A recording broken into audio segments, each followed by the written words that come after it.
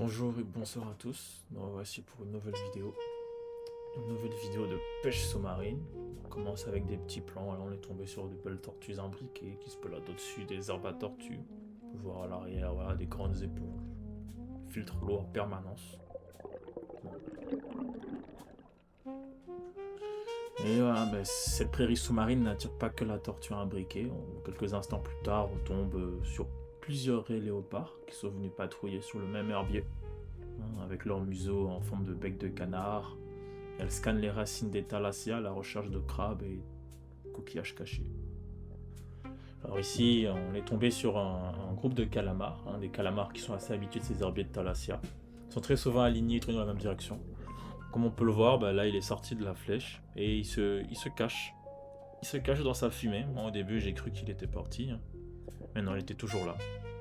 Caché dans la fumée, à changer sa couleur pour prendre une couleur très sombre afin de se cacher. Mais bon, cela n'a pas suffi.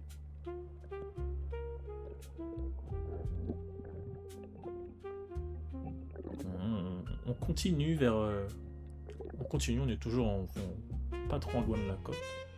On tombe sur un chatrou. Voilà. Si le calamar, il change sa couleur, le poupe il va plus loin encore. Il change carrément de texture. Donc voilà, on le trouve souvent dans les petits trous. C'est un peu sa seule défense contre les prédateurs. Mais on le repère assez facilement, mine de rien. Parce qu'il garde souvent un dépotoir. Il a l'habitude de rejeter un peu le reste de ses repas, des coquilles vides, juste devant là où il habite. Alors on continue, on tombe sur des barracudas. Voilà, contrairement à la raie qui fouille le sable ou le poupe qui se cache, le barracuda, lui, fait des accélérations foudroyantes en pleine eau. Bon, leur faiblesse, c'est qu'ils sont très curieux. Donc très souvent, ils approchent. Et ça reste assez immobile. Ils sont assez connus pour essayer de voler le poisson. Bon, pour le coup, celui-là, il aura fallu plusieurs flèches. Il en aura fallu plusieurs flèches. Bon, il y en a quand même plusieurs dans la zone.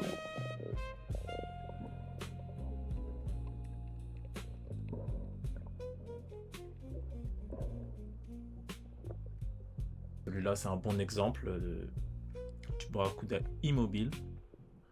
Donc bon, un tir qu'on ne peut pas rater, mais bon, des fois, on rate les tirs les plus faciles. Et c'est les plus durs qui passent. Oh. Bon voilà, on le fatigue. On le fatigue. On va essayer de le voir de plus près.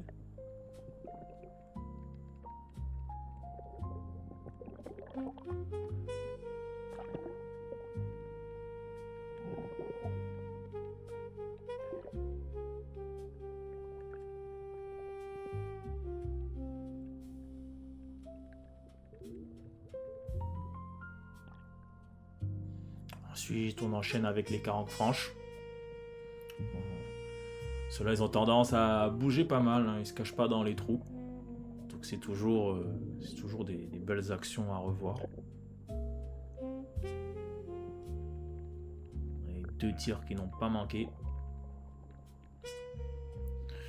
Bien sûr, elle continue à bouger, à aller s'entrelacer autour de la gorgogne éventail.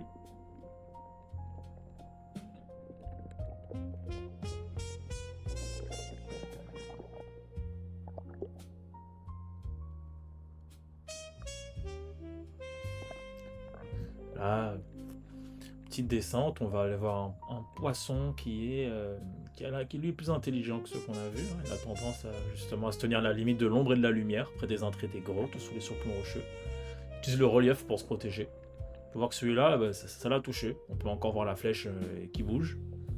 Mais l'Ardillon n'a pas dû bien se lancer. Et puis, hop. C'est toujours dommage. Parce que bon, au final, le poisson, il se prend un coup pour rien. Et c'est pas dit qu'il en survit forcément après. On continue sur les sardes grises, ou les vivano gris aussi. Toujours en douceur. Celui-là, il s'échappera pas. Voilà, ici, c'est plutôt un bon exemple qu'on peut voir qu'il reste au niveau des surplombs rocheux. Voilà, ils restent au niveau d'une zone assez chargée.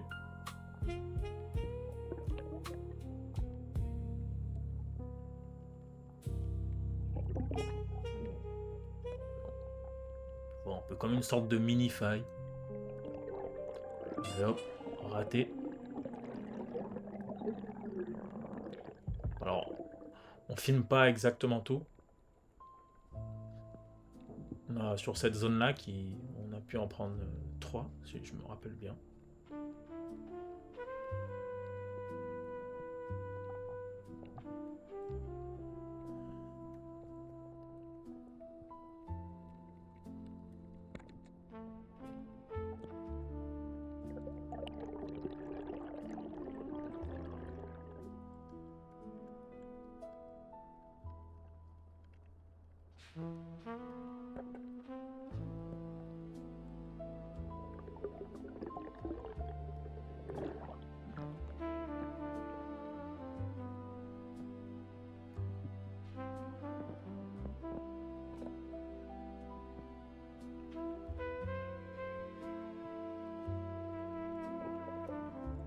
Après le poisson-lion, on passe sur les vivanos que jaunes ou sardes que jaunes. Ceux-là, ils évoluent plus au-dessus des récifs, un peu plus détachés des structures rocheuses que les autres vivanos, souvent assez curieux.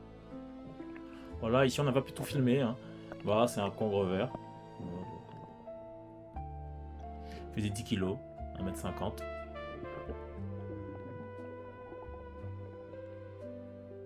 Ici, on tombe sur un autre chatrou en allant de l'autre côté du rivage. Comme quoi ils étaient symétriques l'un à l'autre, hein, leur position.